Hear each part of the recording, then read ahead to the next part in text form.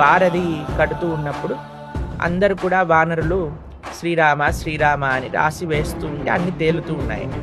అయితే రాముడు అనుకున్నాడట, అరే ఏముంది రాళ్ళల్లో అలా తేలుతున్నాయి అని ఒక రాయిని పట్టుకొని ఇలా వేశాడట సముద్రాన్ని. డుప్ అని మునిగిపోయింది.